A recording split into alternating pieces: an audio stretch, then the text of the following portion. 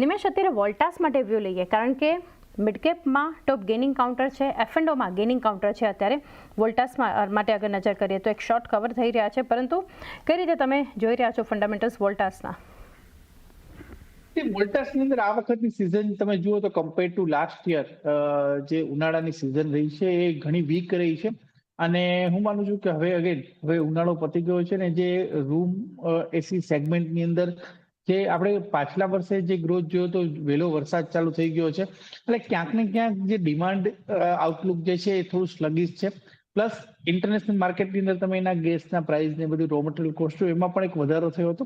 પણ અહીંથી કોઈ બહુ મોટો વ્યૂ નથી. ડેફિનેટલી ચાર્ટ ઉપર તમે જુઓ તો એક સપોર્ટ એરિયા પાસેથી સ્ટોકમાં એક રિકવરી જોવા મળી છે. પરંતુ અત્યારે પણ સ્ટોક અત્યારે 100 ડેઝની એવરેજનું એક રેઝિસ્ટન્સ એરિયા ફેસ કરી રહ્યો છે. મારું માનવું છે કે કદાચ અહીંથી આપણે ટેકનિકલ બાઉન્સ જે છે એ as a part of short covering market અત્યારે નવું એક બ્રેકઆઉટ જોવા મળ્યું છે. અને આજે એક્સપાયરીનો સેશન છે તો થોડું શોર્ટ કવરિંગ તમને જોવા મળી શકે છે ઉપરની તરફ.